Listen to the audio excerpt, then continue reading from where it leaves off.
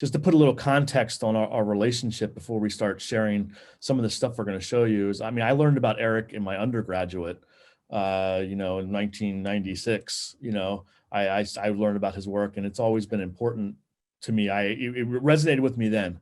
And then when I started to do this work around after Joey died, his work and a couple other artists were the ones that I thought of right away. And it's all started, our relationship all started with me just sending him an email out of the blue, like one of those like emails asking him, you know, if he would collaborate with me on something, which was a huge ask because he's an artist that does things all over the world and he's in every collection. It was one of those things that I kind of sent it, not thinking he would ever really get back to me. And then, you know, now 2.5 years later, you know, we're very good friends, and I've, you know, had the honor of making work with him, and it's been really great. So, Well, I'll go ahead, Eric. I was just going to say, you know, being an artist sometimes is really lonely, Adam. And so, you know, to receive out of the blue, you know, just, you know, it's like it was just one of those things. And I mean, you just, well, I mean, I'm glad you got in touch with me because it certainly enriched my life and took me into a problem that as an academic psychiatrist and an AIDS clinic, I had certainly a lot of experience with trying to help people that had dependencies on various things. But to get into this epidemic in the United States that's just ravaged communities was, you know, you can just pop in as a stranger, but you know, if someone can help take you into a space and help you engage with it, then it makes more sense. And you really opened up a world for me. And you know, we're talking about it tonight, 2 years later. So. And that's kind of where we'll start. So we have a little slideshow of stuff that we thought we'd play as we talk, because it'll make more sense, kind of how our relationship started and where the work came from, because there's a very strong correlation between Eric's work that he did in the 90s with the AIDS epidemic and our current work. Am I sharing my screen right now? I don't think I am. Not yet. Not yet. Okay. So that's kind of where this whole thing started, was that, you know, I mean, we hit it off immediately because we make similar work, but there's a very strong, at least for me, I felt like there was a very strong correlation between, can you see that now, Eric, on your full screen? Yeah, no, I can see that. Okay. Thank you. A really strong connection between the AIDS epidemic and the opioid epidemic. There's a lot of similarities there.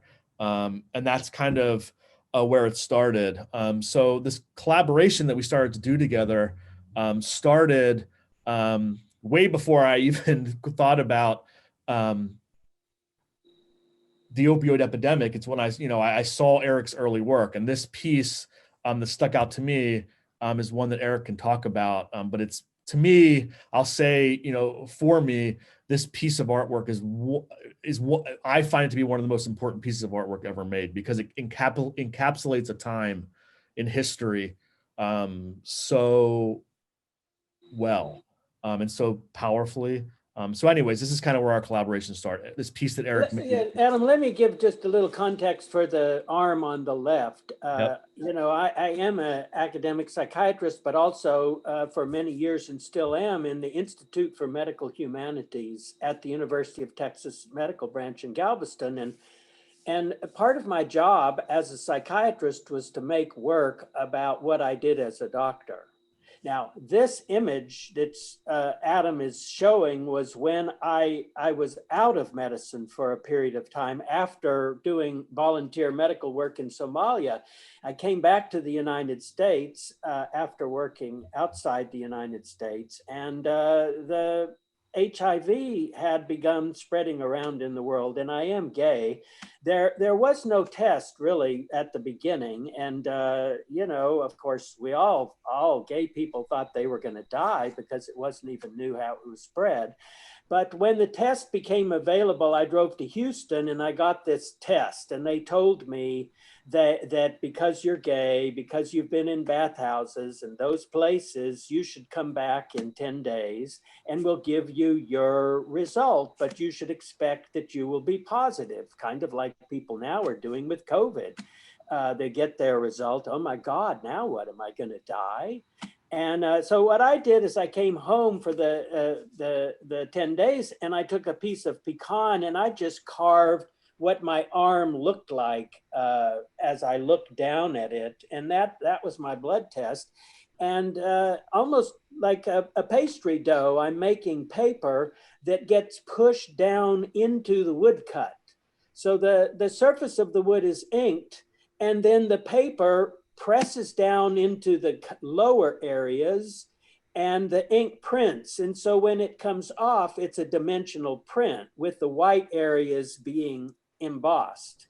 And there was a knot in the wood, and I just printed it as just a knot in the wood. And then Adam got in touch with me and asked me if he could use that image from HIV times. I was negative, thank God. You know, it's like it was a huge surprise. But anyway, I was negative, and Adam got in touch with me. Eric, can I ask you a question real quick before you talk about our collaboration about this piece? Okay.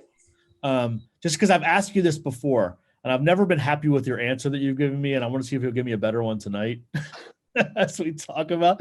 But the thing about this piece of work that I find to be so interesting is you made this print thinking or assuming that you were going to have HIV. And at that point, like, that was a death sentence, right? There was no, if that happened, there was no treatment. So I've always been curious is if, you know, after you were making this thinking that you were possibly going to die, what did the print mean after you found out that you were going to live? Or did you ever really think about that? No, I didn't think about it. What I thought about, Adam, was that I figured out how to make a molded paper woodcut, because I had to figure out how to make this thing work. And I wanted to print the cut marks. So I wanted to print the whole piece of wood. So it's not in that meaning dimension. That's, you know, like, that's not the way I work. And, you know, when people pull this out of the stack of my work and focus in on it as you have, I say, well, you know, that's real interesting, but I was just trying to make myself feel better by chopping on hard pecan with my hammer and my chisel and just carving this piece of, it's real hard to cut into pecan.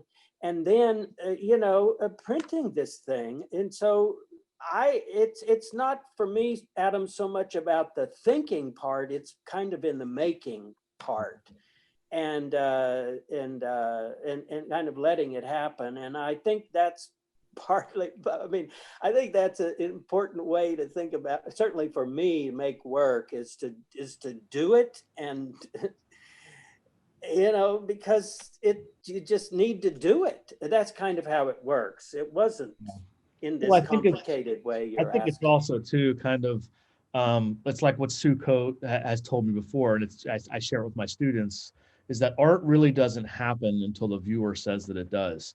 So I guess in the end, it doesn't really matter what you were doing at all. It matters the story that I bring to it and the weight that I bring to it. It's like you know, when I was a kid, I loved Nirvana. I thought they were the greatest band in the world. I couldn't get enough of Kurt Cobain. I played in a band where we sang their songs.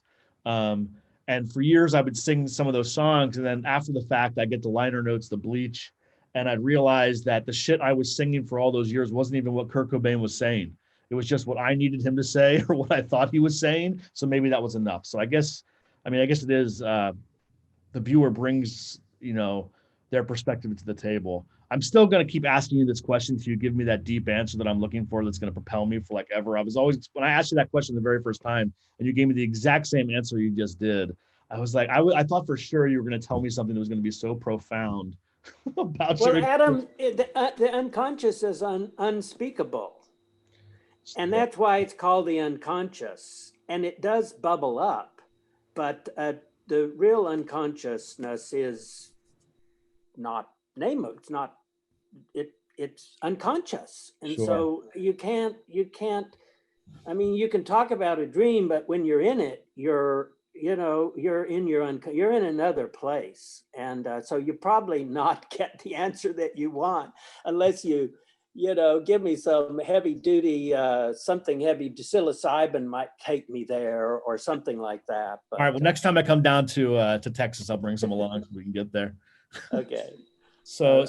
so this is, so this is what ended up being, like Eric's and my first collaboration. So I wrote in that email, I asked him if I could use his arm image to talk about, or to use as a projection in Lebanon. So at this time, I've been putting posters up on walls in my hometown, and the police have been destroying them because they didn't like the message, because I was calling, a lot of local officials out, talking about a lot of things they didn't want me to be talking about because it made them have to answer questions.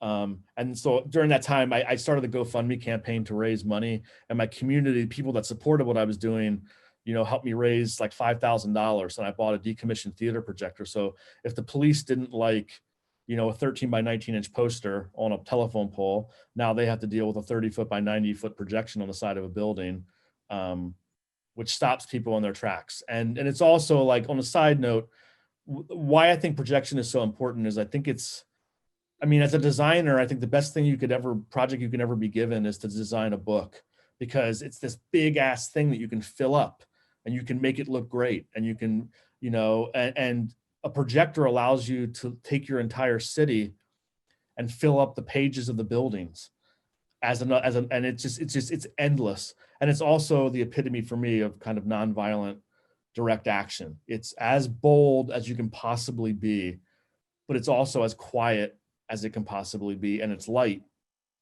So it's there, and then when it's turned off, it's gone. So anyways, I reached out to Eric and asked if I could use his arm, and he said yes. Adam, let me interrupt for a second, because I might have missed it, because I do kind of dissociate and float away. Did you already say why this neighborhood, why you were putting up the posters, and why you were focused on this neighborhood? Oh, yeah, to back up, it's the same. It's the same reason that the whole project is the same reason that Charlie's making this play, is that it was a way for me to process Joey's death. And in the beginning. Well, wait now, because process, that's definitely part of it, but weren't you trying to educate your community that in this neighborhood, this was going on, and this is where your brother was getting the drugs that ended up killing him? Well, this particular projection was done on a block that's a heavy drug sale block. The original idea for this projection, though, was not to do it this way. The original idea was that I was actually going to project on the physical locations themselves where heroin was being sold. But I don't know what that would have proven. This piece, Heroin Sounds Like, is not really about the people that are selling the drugs on our block, because the majority of drugs that are sold in America are sold legally through through drug dealers that are in suits that sit in high-rise buildings and sell opioids or benzodiazepines or all sorts of things that can destroy people. So this piece was really about people in my community like me that walk by these places every day. We know this is happening. We know this is a part of our community that's eroding our community, and we don't want to be a part of it. We just look the other way. We think about something else. And really, like I said, just Eric, just like a back up, the original reason that I made work about Joey was not about educating my community. It was about dealing with my grief at first. I only really got clued in to how powerful it could be, or how important what I could possibly do with it would be important, is when the police decided to destroy the work. Because our mayor sent them out to destroy it because they didn't want me talking about the local response. And I had a really inside view to that response, because I was not just an artist and a professor at that time, but I was also a crisis counselor in my local hospital. So I really knew what really was happening in my town, how the police were responding, how our rehabs were working, how the resources weren't available. I had a real inside inside information to that, and I was sharing some of those things in the original work. And when I put it out the first time, it was on the second anniversary of Joey's death, that Charlie and I and two of our friends went out and put 1,000 of those pieces of poster on the street, just as kind of a tribute to Joey. My expectation was that they would just rot off those poles. It'd rain on them, no one would care. I felt okay because I purged some of this work. Because I don't know, Eric, if you feel the same way about this, not to get off on a tangent, but when it comes to making traumatizing work, I think it's easy to make the work, but it's a different thing once it's made and now it lives in the world. Now we as artists and creatives, you can get into the process so close that you can make terrible things that say really hard truths. But then once it's a physical artifact that's made, now it's here. And that's how I felt with the posters originally. I printed so many posters by hand. I was screen printing until I couldn't lift my arms anymore. And it was just because I couldn't do anything else. And then I purged some of that work. And then when the police destroyed it, then the bell went off, and I reminded myself of how powerful art can be and what it can do. And then, like I said, with them being destroyed, the posters being destroyed, eventually I had to switch to something that couldn't be destroyed. And that was the projection for me, and I'd only done a couple of them before I reached out to you to ask if I could use your arm for this. The really cool side story to this piece, though, also is that the first idea was projecting actually on dope houses in my city, but you can't do that. I mean, for a lot of reasons. I live a couple blocks from here. If I projected on a house where they're selling, I mean, you can only fuck with somebody's money so much before they're going to fuck with you back. And my family lives here. So the compromise with my wife was that I was going to say heroin is sold on this block, which she still wasn't happy about. The cool part of this is after we did this, and I don't think I ever shared this with you, Eric, a couple of days after this, there were anonymous Facebook pages that were made by people in my city in Lebanon, taking this typography and putting heroin is sold here and putting it over top of those actual locations where heroin's being sold. So through Eric, you and me collaborating on this piece, it encouraged people in my community to do the thing that I was too scared to do through this work originally. So that's pretty amazing. And I think it speaks to what art can do if it's activated in the right way, what it can do for your community. So it went from this one, Eric. Do you want to talk about this? So we did this, and then Eric had suggested maybe thinking about doing this on a silo in Pennsylvania.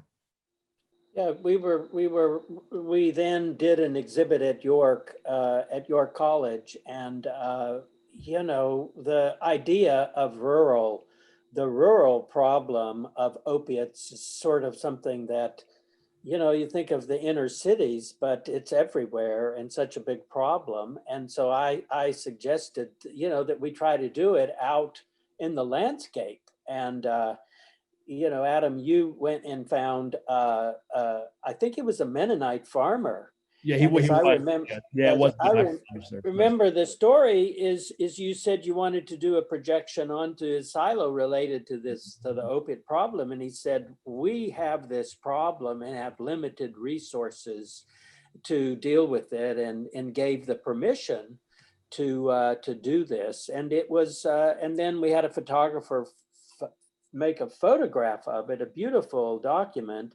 It was only, it wasn't like a beacon in the landscape that would have stayed on throughout our exhibit. We just didn't have the means or a way to do something that would have been out in the landscape.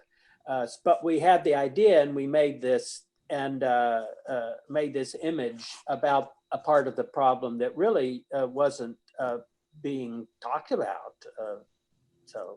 Yeah, the plain clothes community is very insular, so they take care of a lot of these things on their own, but they're starting to find that they can't take care of some of these things. So I mean, mental health is, mental health issues with or rot within the plain clothes community, substance use disorders, and what was interesting was pulling into this driveway and having this guy get off, this plainclothes Mennonite guy get off his tractor, and me trying to explain that I wanted to project on his silo. I mean, I don't think he really remotely understood what I was saying, but he could feel we had a connection there, and he knew that I was trying to talk about trauma. And he felt that, and we had that connection. Two people that couldn't be more polar opposite in the world, and we still had that connection there of trauma. And Well, now he might have lost a son or a daughter definitely. or a cousin to this problem. Did you get feedback from him, Adam, about what it was like for him to see it on his silo? No, I never did that, and I should have. I mean, what was pretty cool though was, when we were doing this, what you don't see is like the entire family came out of the house and kind of were behind us. We were this looks like we're pretty close to this. We were really far away from this silo, and they were behind us though, watching this whole thing. And it was completely quiet in this field. And it was a really interesting moment. I always wonder too, who saw this from a distance, who was driving down the highway 10 miles away and saw, not 10 miles, but a mile away and saw this in the distance, like that. So I never did talk to him. I should have. I don't know why. Well, this is where you could take a color, take this image and go back to his farm and give it to him and see, and see if there are memories and another part of this story, because this is kind of an iconic image. I was so pleased that it happened, and to get it, the rest of the story would be really an interesting thing to do. So definitely. Yeah. Well, I wanted to introduce this idea of using clothes. Have we talked yet, Adam, at all about the use of Joey's clothes, and maybe in a preceding video about how the clothes were used in Charlie's performance? Is that already been set up, or is this news to people listening tonight? This will be the first time they'd hear that right now. Okay. So it will become a little bit clearer later how this relates to Charlie and Adam and Joey and what Allison is going to do with the theater. And since this was the part where, I'm going to sort of talk a little bit about my own work. So I'm, an AIDS or an HIV psychiatrist, and I was invited to do a project in South Africa, in Cape Town, an international print conference. And I said that I would do it if two things. One, well, the most important one and relevant here is if I could get clothes from AIDS orphans to make paper from, to use in a print I would make at this conference. And people just thought I was like insane to do this. But I happened to know a lithographer, a South African lithographer that I had worked with at Tamarind, and he lived in South Africa. So I got in touch with Mark. His wife worked in women's rural development. And so she went to an AIDS orphanage and took in new clothes. And the kids took off their clothes right there on the spot and put on their new clothes. And then she took those clothes and then sorted them out. And a lot of them had been donated from, the United States and had the New York Yankees logo on them and all this stuff. So she took these clothes and she sent me the cotton ones. And this is the bundle of cotton clothes that arrived in Texas. And then I cut up those clothes and put it into my beater to make paper. And the paper was used in the image on the left, which is the paper inside this artist book, Hurry Up, Help Me, Africa is Dying. And at that time, there really was no the treatments were available, but not in South Africa. And this is the story of AIDS and orphans and the number of them that were at that time in the world. And they were sewn by women with AIDS at the conference after we printed them in one part of South Africa. In the north, we went back to Cape Town, and they were sewn by women with AIDS. And they used these healing beads, the red bead. And the image in the center was actually the first dimensional print that I made when I came back from Somalia. And I saw a wooden wash bowl in Nuevo Laredo in Mexico, and I bought it because it was the size of children that I had seen dying in this giant refugee camp that I was the medical director of. And it had the washing ribs, and I saw the image of this baby in this bowl, and so I bought the bowl, and then I carved the image into this bowl, but you can't take a flat piece of paper and really push it down into like a big pie plate. And so I had to learn really to make paper. And so that was my first real dimensional print. And I sent Adam a picture of the Amazing Grace orphanage in South Africa. And we sold these books, and the money went back to, for not much money, the money went back to the woman who, my friend's wife, Tamar, and she used the money to buy games and toys and things, and went back to this orphanage. And that's the picture in the lower right. And then, you know, as I'm an artist physician, and part of my job was to try to make art about what I was doing as a psychiatrist, I had this crazy idea of just moving clinics into art museums. It's really subversive in the aesthetic dimension to take a clinical practice. And one of my big fans is Marjorie Cohn. She was at Harvard, and she knew me, and she found out that I was beginning to do these liminal pieces that aren't really medicine and they're not really art. They're kind of in this performative space. And she said, well, we ought to do one at Harvard. And so they built this clinic structure for me, which is in the upper left.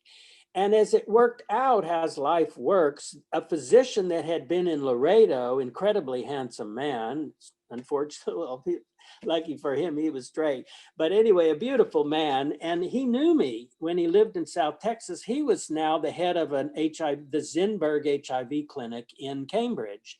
So I got in touch with Gerard with this crazy idea of moving a clinical practice into the art museum at Harvard. And these are photos from that installation. And it was a 3-day action that went on around World AIDS Day. And patients, you know, they had to work it through their staff, and then consenting patients. And the whole context was about informing public that, and at this point, the viral load test had become available. And so there was this educational component to this thing that we were doing. And the upper right, I'm just sort of standing there wondering, you know, what the hell is going on here? And what's the point of this? And is it even art? And the curators there all boycotted it except for one, because they said that, you know, it belonged on the street and it contaminated the purity of their aesthetic museum space. Now that wall has been completely fractured now, and anything can go on in a museum, and I'm all for that. So that's the clinical structure on the left, and this was acupuncture that was going on. So we just did the different functions of a clinic. Let's see what's the next one, Adam. Now you could start talking about this, Adam, because you like that idea of this space, this liminal space between. Well, what I liked about it was, I like it because what it allows you to do also is use the art as a trick to pull. At least that's how I thought about it at York when we did this at York, was that the art will be a trick to pull people into the gallery so that they could learn about harm reduction. And for those of you guys that don't know what harm reduction is, I mean, these are the folks that are on the street. I mean, harm reduction can be anything. Wearing a seatbelt is harm reduction, as Eric would say. So anything can be harm reduction that makes things as safer. But when it comes to the injectable drug community, it's things like naloxone in all its different forms, Narcan, injectables, clean drug cookers that are sterile syringes, syringe exchange, giving out condoms, giving out fentanyl test strips. All of this is harm reduction. And there's folks that are in not all of our communities, because it's still illegal in a lot of places in Pennsylvania, believe it or not, which is ridiculous. But this was a way for me to pull these harm reduction folks off of the street in York and give them a platform inside of this art exhibition to talk about the same things they were talking about a couple of blocks away on the street, but a lot of people were ignoring them now. So now they're in this space. We built this space out of art that pulls people in. It's compelling to look at. And then when they get closer, these folks were there to educate people. And during the run of our show at York College, which also I will say that was a stipulation of me even doing the exhibition at York College. When the curator, Matt Clay Robeson, reached out to me and asked me about this show, I had two stipulations for this show. Number one, that Eric and I did it together. Because and Matt asked me about who I wanted to show with, and I said, Eric's the only artist that I want to show with. And the other part was that they had to build this harm reduction space that was manned by actual people in the gallery. And that they did that, then I would do the show. And now that we've traveled on, that's also a stipulation everywhere that we go, is that there's large community engagement around the work that we're doing. So the work is not really important at all unless it lifts up the subject matter for me. So, I mean, we can make these beautiful objects, but if they don't lift up the subject matter above that, then it's unsuccessful. So anyhow, I took this idea of Eric's because it was so powerful, the art, medicine, action, and this liminal space. And we did the same thing in the gallery at York College, although this time it was a harm reduction space that hosted all sorts of things during the run of the show. I mean, we had people in recovery come in and speak. We had harm reduction folks come in. We had grief groups come in that would use the space either publicly or privately to be able to hold meetings in there. We had a poet named Paul Gorman, who's from Philadelphia, amazing person who's in recovery and is as a poet. He was homeless in the Kensington neighborhood of Philadelphia for a while. And he wrote through that entire time, and he's still writing now in recovery, and he came in and shared his writing with us. So it became this space that was very active in the gallery, and the art would pull them in. If people didn't even know that was happening, they knew there was an art show, and people always show up to these exhibitions. So it was also pulling a part of the demographic close to the opioid epidemic that would normally back away from it. So these folks that say, it's not my kid, not in my neighborhood, this is somebody from over, there's a separation. This helped to lessen that separation, which I also think Eric's art actions did, that he does, is it lessens the distance between, I mean, one thing Eric didn't say is Eric has also done AIDS testing in the museum space also to destigmatize and demystify the process of an AIDS test. So that work was always prevalent in my mind, or present. So the idea when Eric and I did this show together, it just made sense. And Eric and I talked about doing kind of an art medicine action here, and we did the same thing. So it's pretty much exactly what he did. And it's also a good lesson for what artists do, right? Like the adage that good artists borrow and great artists steal. I think that's, I think it could be, it's really true. And when it comes to activist art, I don't feel like it's stealing, because it's, I mean, if you look at Eric's work, something that I like about his work so much is that he reframes a lot of art history in his work. So he takes a print by Albrecht Dürer and reframes what Dürer was saying to talk about AIDS. So, and I think that's what we're supposed to do with this type of work, is we can take whatever we want and reframe it to talk about these things, because we don't have time to not talk about it. So if Goya did it better than I can, and he can talk about it, and I can reframe what he's done to talk about the opioid epidemic, then I'm going to do that. And that's the same thing with us doing this art medicine action, which is very much Eric's work that I, 20 years later, we're doing the same thing again because it was powerful and worked then, and we can use it again now to do this action. And so Adam, I'm going to jump in and just in language, words matter, as instead of trick, I would use subversive as a word, because trick to me, has a certain connotation, but subversive is a more subtle. And Herbert, what is it, Marcuse, probably Charlie could talk about him, but it's something art in the aesthetic dimension. This is where art functions in ways that it's not exactly tricking, but it's drawing in and then you're in a space where being and thinking is not in the world that we normally live in. And that allows certainly for the brain to encounter. So, that's the word, the one word point. The second one has already slipped out of my mind, but yeah, so we should just go on. It slipped out of my mind, so. So Eric and I did this show at York College in 2018, and then Eric was what was your title in Tennessee, Eric? The Bachelor Chair of As a Excellence? bachelor chair for the integration of in rhetoric of art and science. So yeah, Eric, I was in, yeah.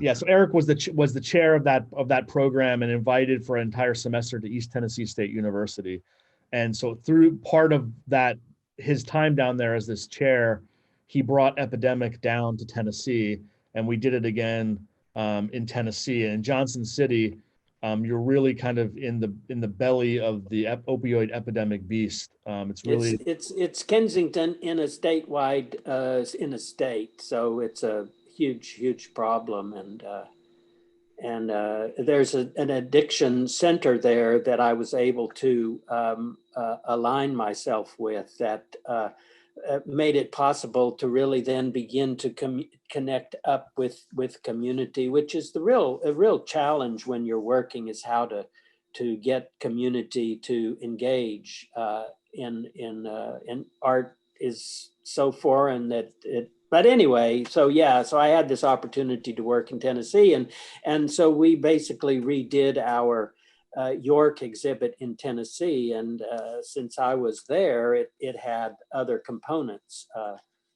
So yeah, during that time, there was so much community action happening during that time. Eric had experts coming in and speaking.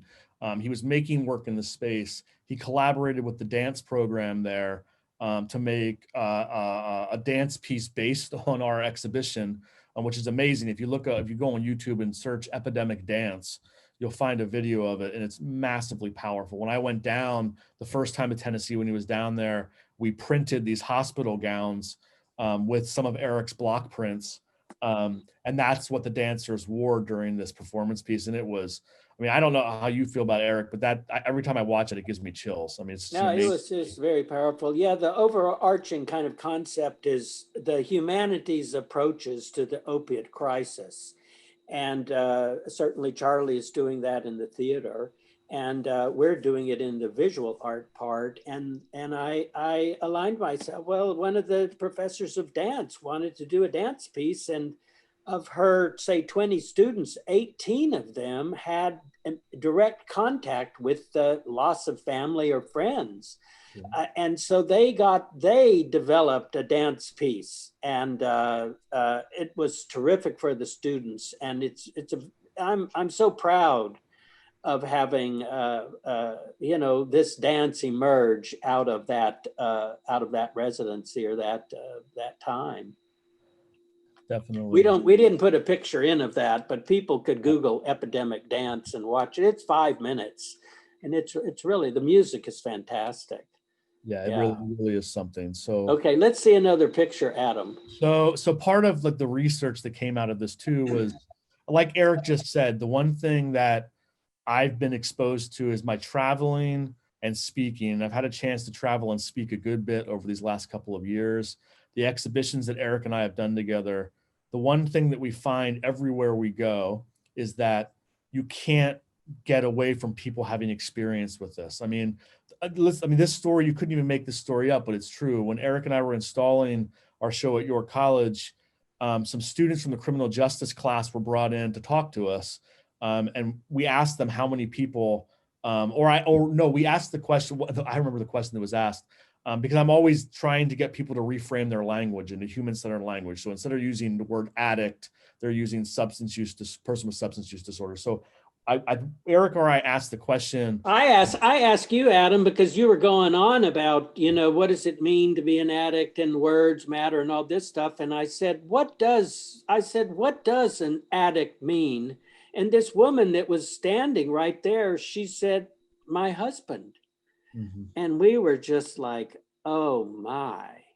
And she then went on to explain. So. And then what we found out a couple of days after that visit is that woman who told us that her husband was an addict, the night that she was in the gallery talking to us, her husband overdosed. He didn't die.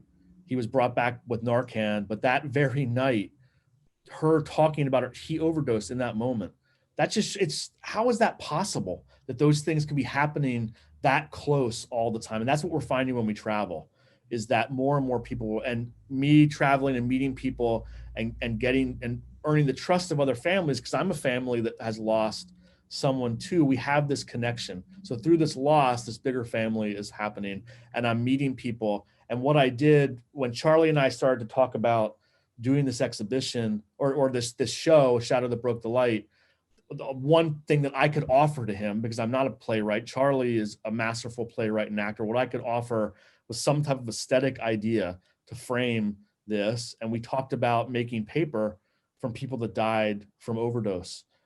So what I did is I started reaching out to some of these families and these people that I've met at protests, or when I'm traveling and speaking, or just, reaching out to me through social media. Social media has been an unbelievable place for me to connect with families that have lost people. And this woman, she lost her son, Danny.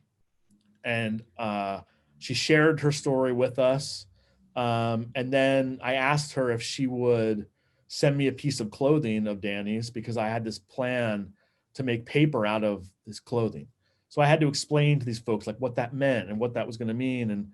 And she sent me a piece of clothing, which was a very large ask, because almost in all cases, the only thing these families have left is a closet full of clothes or a dresser full of clothing that has not been touched since the person died.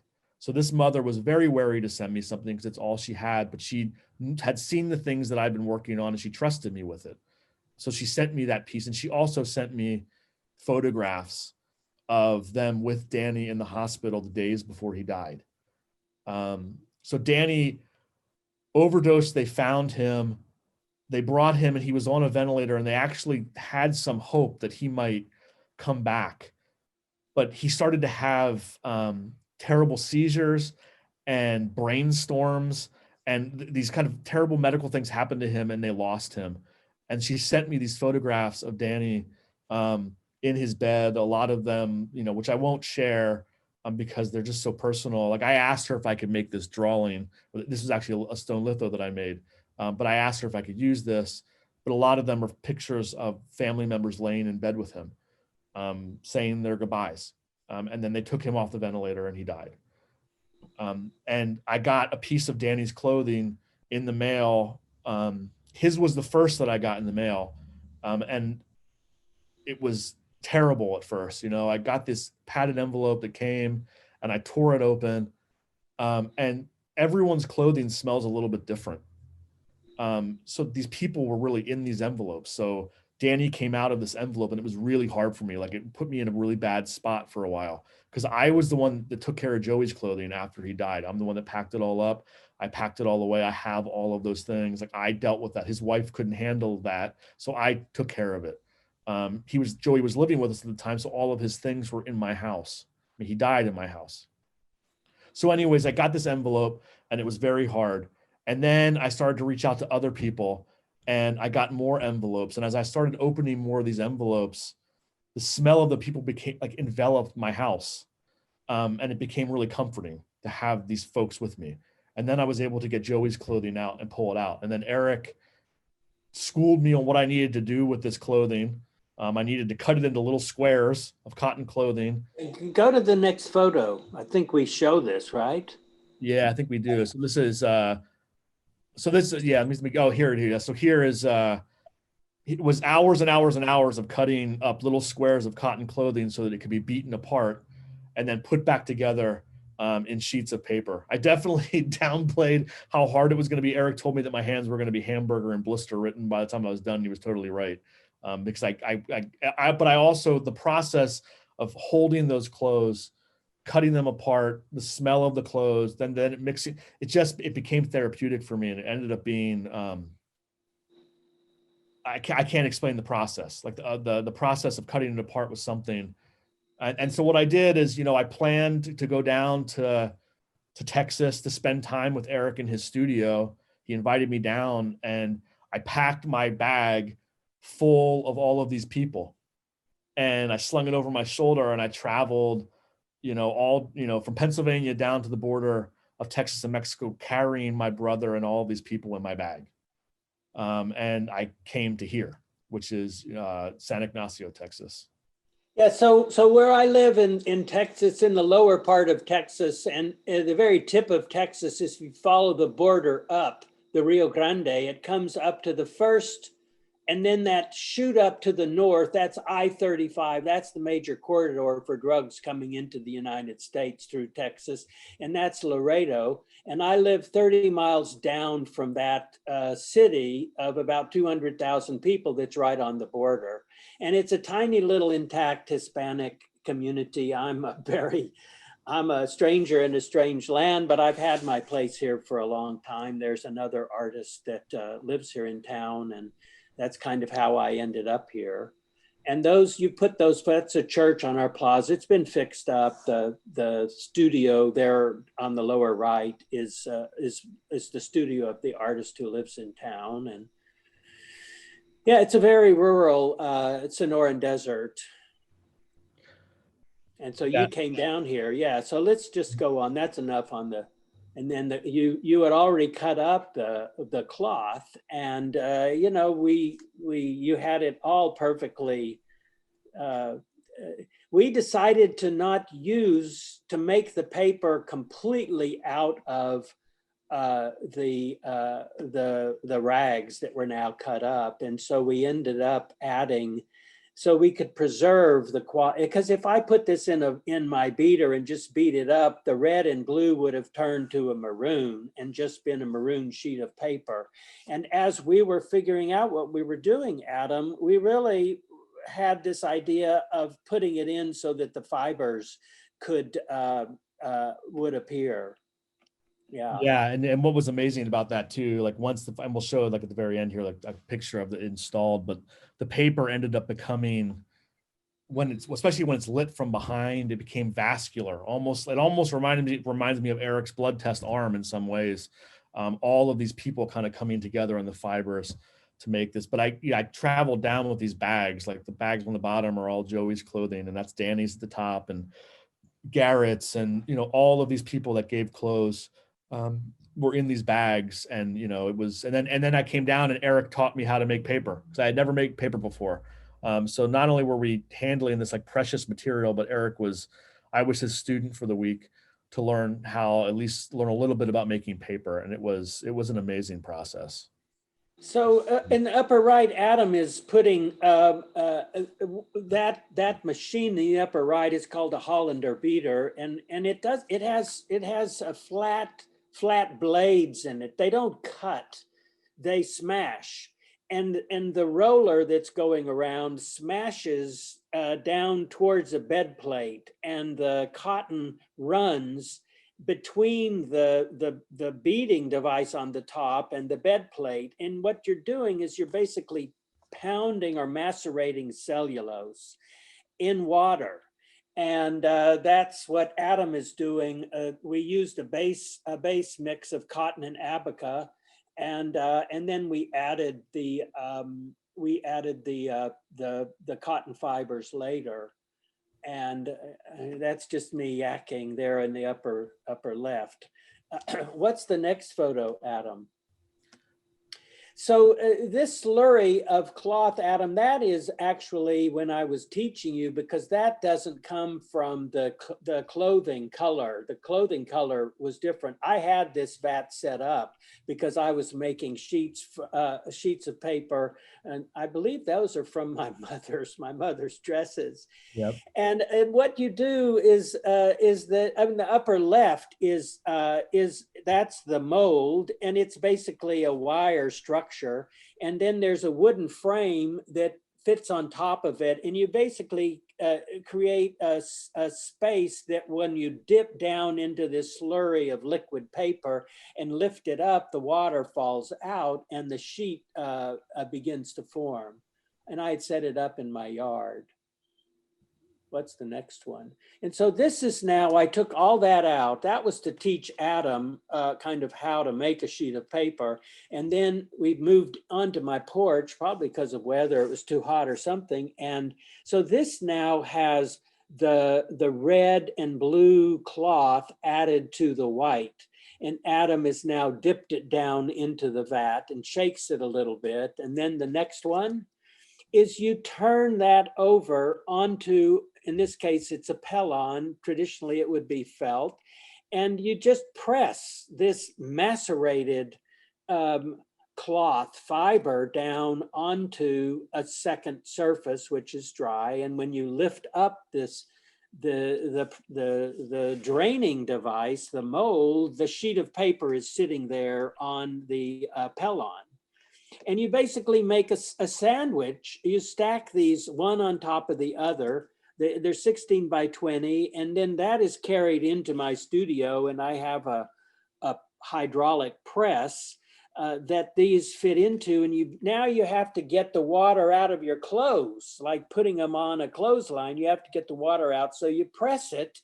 That begins getting the water out and the fibers begin to kind of bind together. We also don't have a photograph of those. Now sheets are moved into a drying device that is restacked, and then they're dried under pressure so that when it's unpacked, they come out as flat sheets of paper.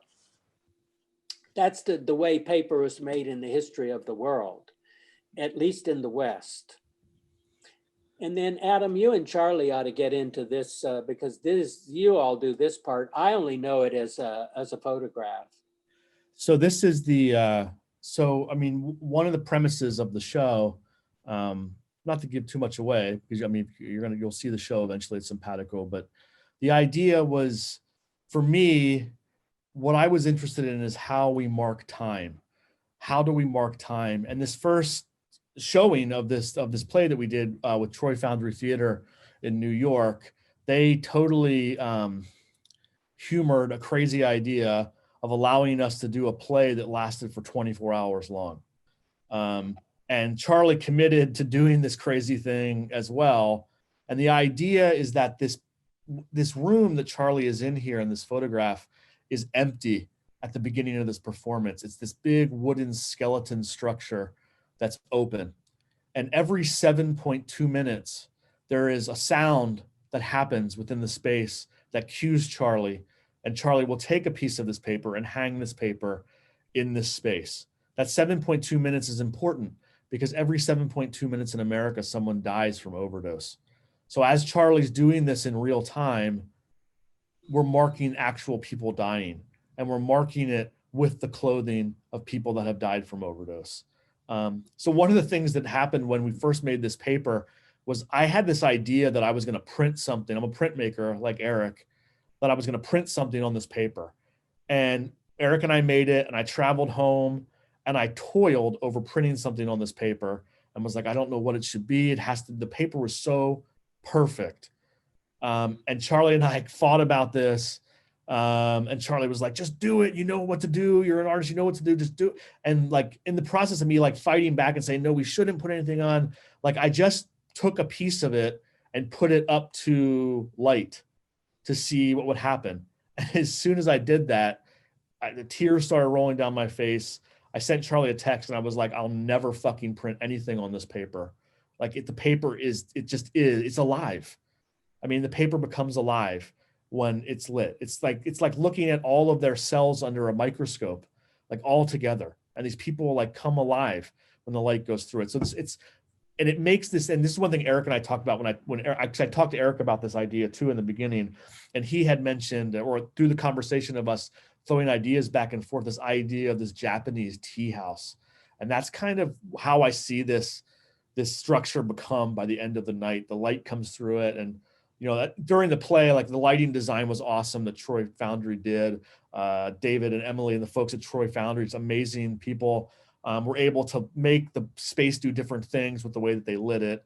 But it became alive. And so this space becomes a skeleton. And after 24 hours, 197 pieces of this paper are hung to make this room. And that marks the amount of people that have died in that one day. And we did it for 24 hours long. And it was, like I said, I think, this paper for me,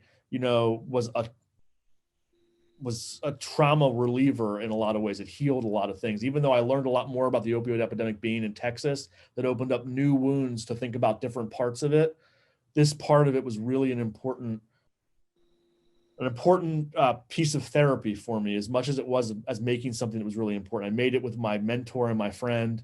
I made it for my brother, who is this master at what he does. And we made this play that's really honest and talks about my brother in a really, and a lot of other people in a really important way. And I think the paper was the perfect way to bring those actual people into the space with us. And it was just really something. So Adam, when I sent you some images, I thought of other examples of social sort of actions, communal actions that allow people to process death and loss and their memories. And the AIDS quilt that developed certainly is iconic in terms of representing people coming together to mourn, to love, to make, to share, and to really speak in very large ways about loss. And so this was in this context of we're sort of going to run out of time because we're over an hour already. But that how, if art can heal, how does that work? And certainly for people who lost and continue to lose people from HIV and AIDS, and certainly part of this epidemic, the AIDS quilt continues to be marked a huge time. And so far, I don't think that I know, you all might, communal, I went to in my church, I'm Episcopalian, in church on Sunday, and it's like we need some communal grieving going on in Laredo. And certainly in my church, I'm a little bit involved with it in my church in a subversive way. With death and the Day of the Dead, but just ways for people to mourn and grieve and to do it together. Yeah. Well, one thing, I mean, we'll open it up for questions, but the one thing I just wanted to say before I forget is that Eric and I plan to make more paper, and we need more people that are willing to share with us. So our Gmail, which you can get through Simpatico's website, is ashadowthatbrokethelight@gmail.com. So if you'd be interested in donating a piece of clothing, we would be honored to have it, so that we can continue to make this paper and see where we can go with it. So Allison, if anybody has questions, we can answer questions. Well, Adam, I just want to say, I think that Charlie is also interested in their stories. Isn't that right, Charlie? Yeah, that's correct. And that call's gone out, Eric. And there's definitely we've curated a space for anyone that wants to share with us in any way they want to. It could be an email, a voice message, a video, whatever. That's actually one of the, other than trying to build a sense of community right now because people feel so isolated, a big goal of putting this out there now and not just waiting until we could do it live was to get some more community interaction with the piece. And then the cloth would come down to me in Texas, and then I would make more 16 by 20 sheets. And, the paper will change as the colors change. The colors that we worked with were red and blue. And so, yeah, and I will continue to make paper. So as your piece changes, the paper could also change as your stories, it's a cool idea to have it grow.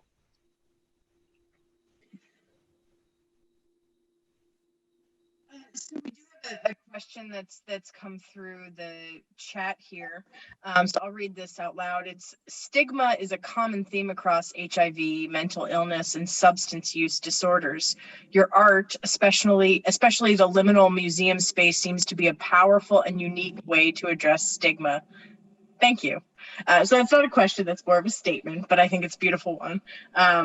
We talked a little bit about stigma in our earlier conversation with Christopher Moraff, but I think you really did address that beautifully. Would you like to talk a little bit more about the stigma and art making? Who are you addressing that to, Allison? And I don't know what's happening, but all I see on my screen is a big S. And I see I see my head in the tiny, I might be neat. There you are. It's just me. Hi. Yeah. Back.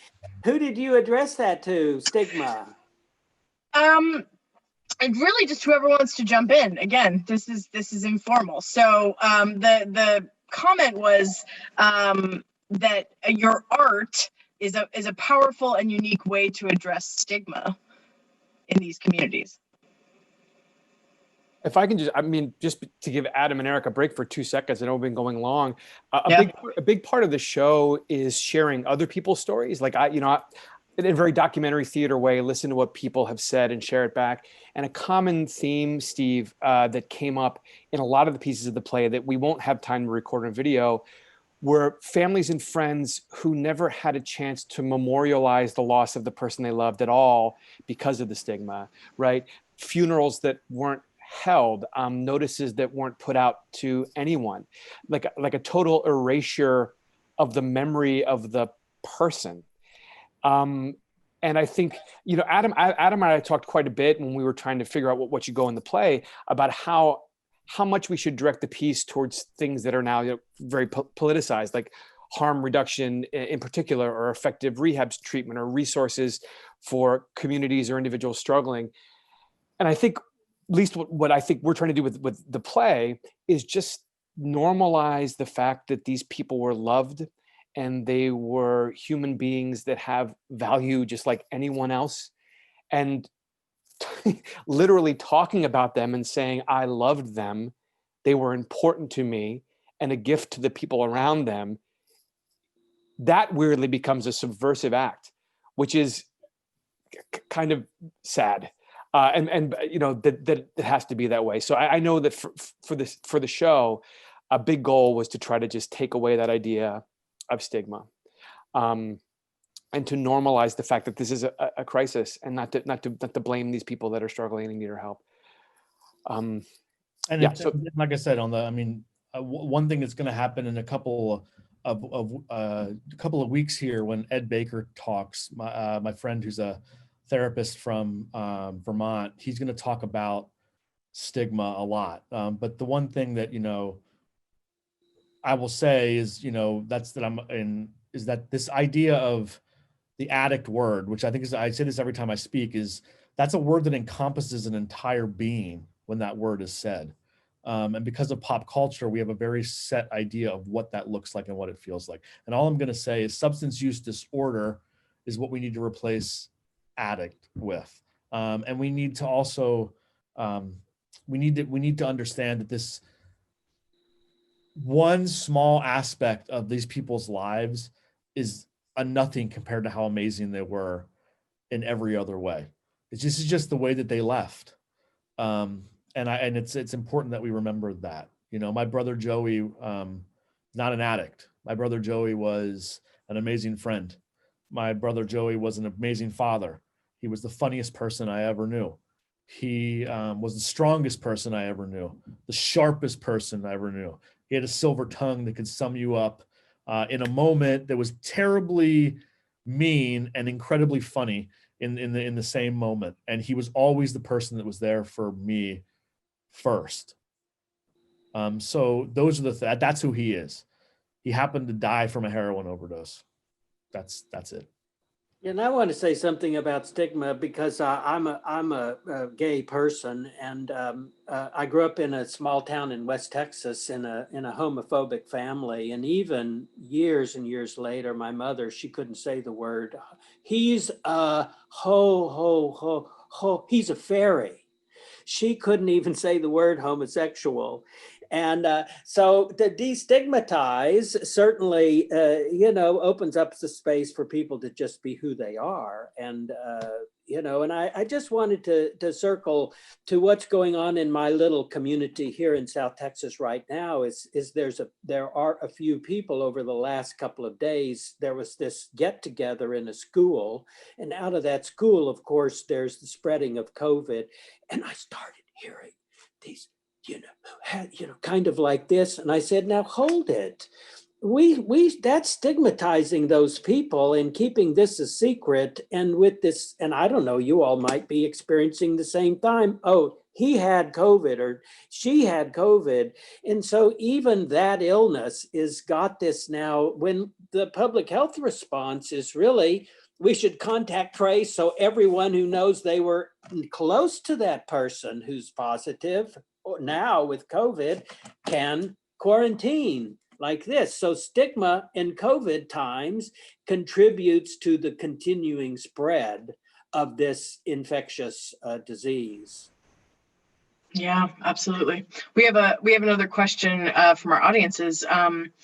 Given the continued growth and scope of this issue, as artists, how can we challenge the status quo and push the envelope more?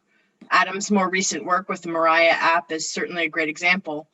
What other avenues would you suggest? Are you incubating anything you can share? And I'll just add, maybe Adam, if you want to talk a little bit about that project, and we can link to that as well.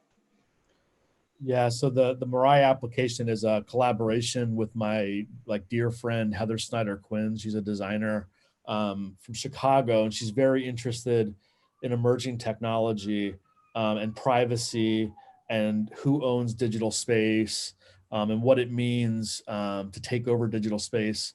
So through her research and her interest, it sparked my interest as, again, every step of the piece of the work that I've made has always been because someone's trying to stop that part of it. And now I need to take it into another place, right? So first off, police destroyed my work as posters. I made projections that they can't destroy. The projections started to be ignored. So I got a chance to do things in galleries and museums. So that's one thing, but that's based on me being invited to do those things. So can we actually physically hack space with work as soon as, whenever? I'm explaining this poorly because this project is so fresh. I'm actually really excited because the Washington Post just wrote something about this piece. I just linked to the article, which allowed us to get it out even further. And I'm waiting for the Met to come. So this piece that we're doing is a hacking of the Egyptian wing of the Metropolitan Museum of Art in New York. That's important because that wing was paid for in large part by opioid money and the Sackler family.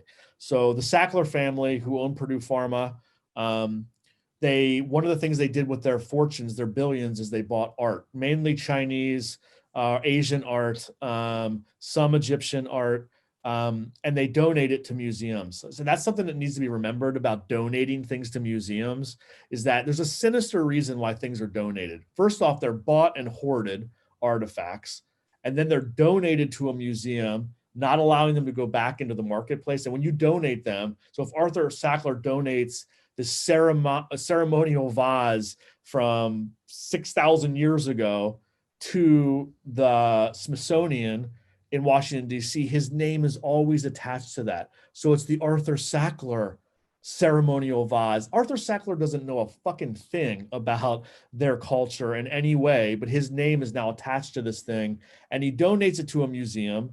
It's put on display. We see it. We see his name on the wall, and we're like, Arthur Sackler, this man is amazing to donate these things.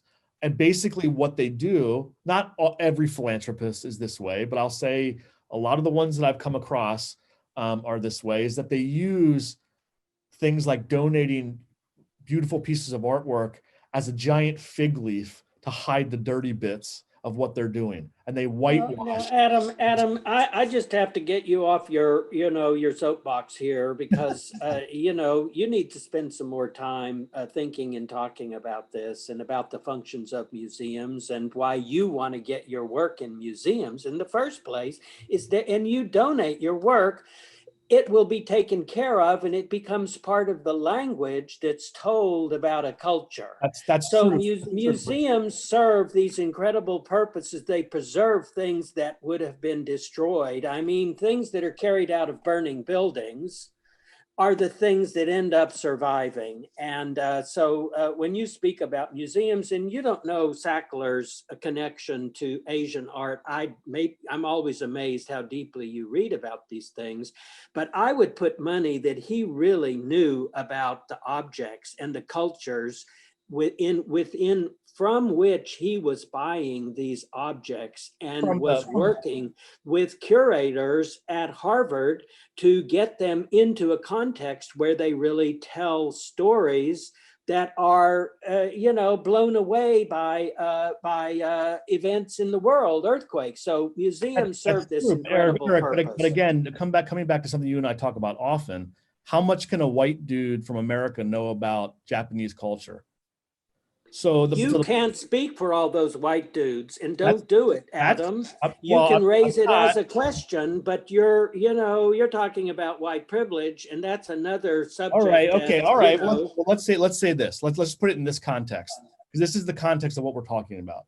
The Sackler family made their fortune selling Valium first. It was the #1 drug in the 70s in every medicine cabinet. It's a powerful benzodiazepine that is, for a lot of folks, harder to get off of than heroin. And that comes from— It's also, Adam, as a person who prescribed it, and that family of drugs is an incredible, valuable pharmaceutical that is used to detox people, for example, from alcohol. Sure. And so when you put down, an entire drug in a class, I just wanted to kind of put it in a context as they're useful. They cause dependencies in people who overuse them. Well, Eric, also opioids are useful, but when when you flood the market with them with false advertising, which is something which is something Arthur Sackler has done since the 1960s. That's his great legacy, is doctor to doctor marketing, and using his position as a psychiatrist to be able to gain credibility with other psychiatrists to sell his medicine. Well, so, he had marketing skills, and massively. Your focus on him and this terrible thing that he and his family and his company did is really important. That is being told and dealt with. Well, and like I said, forget about, everything else. You're right. I'm speaking in generalizations, but I will say that a huge amount of the money that bought those artifacts came from the sale of certain things that did destroy lives. That's a fact, right? So my purpose of laying a story over top of that in the Met with augmented reality. So it's an application like Pokemon Go that my friend Heather knows a lot more about than I do. Basically drops in objects in a physical space, either by GPS coordinate or by tracking the object. So basically what happens is when you open your phone in the Met right now in the Egyptian Museum, the app will open, and when you hit an artifact that we have hacked, what will pop out of that artifact is a factoid about the Sackler family, both Arthur Sackler and modern day Sackler family.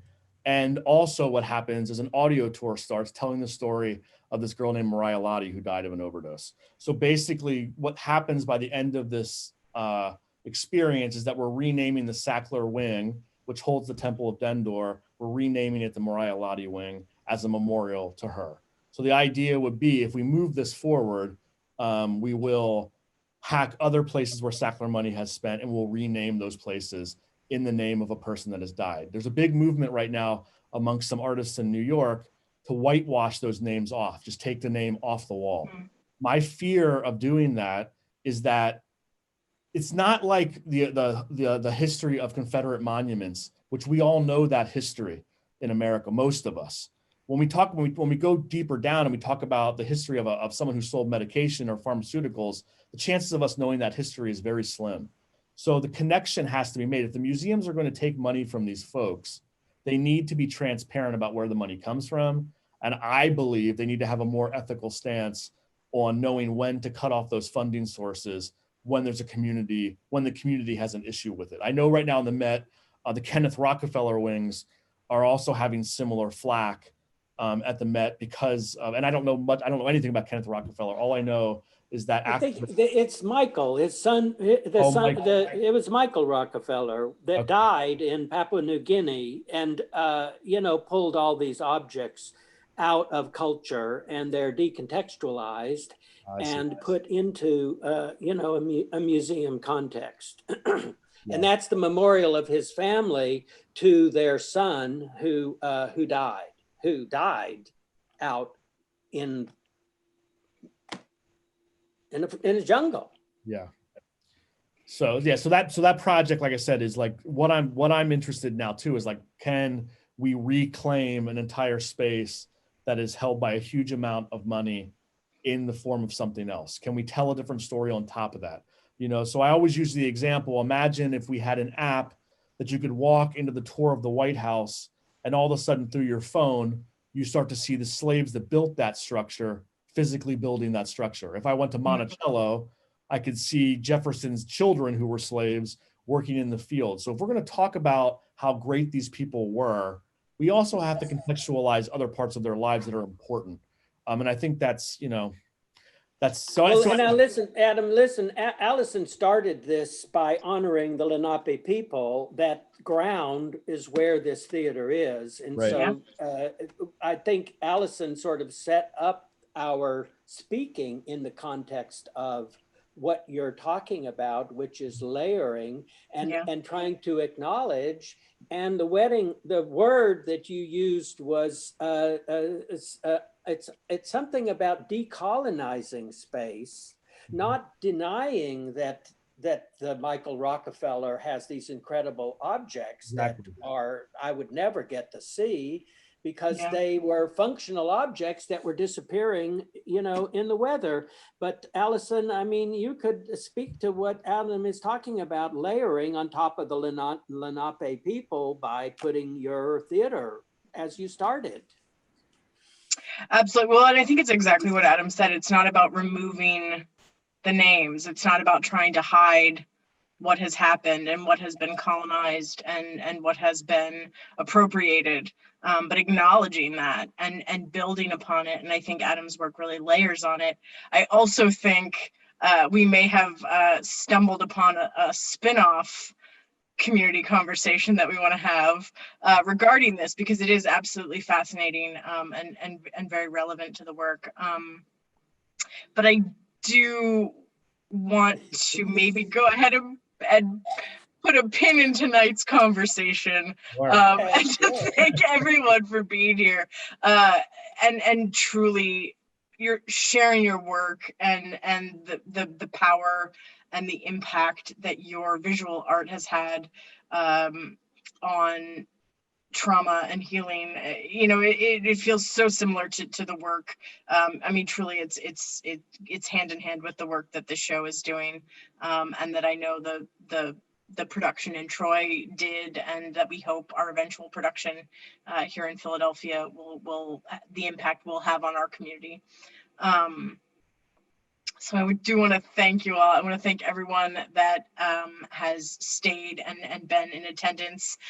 In response to a question that just popped up, we have been recording this conversation, so it will be available. We'll make the video available on our website, and we'll send it to everyone that was involved here. Thank you all. Thank you, Adam, Eric, Charlie. Thank you all for being here. A couple other quick thank yous. We want to thank Troy Foundry Theater, who has been our partners in this initiative, the Wingcoat Foundation, Independence Foundation, and MKM Foundation, Philadelphia Cultural Fund, who have been great supporters of our work, especially during the trying times of COVID-19.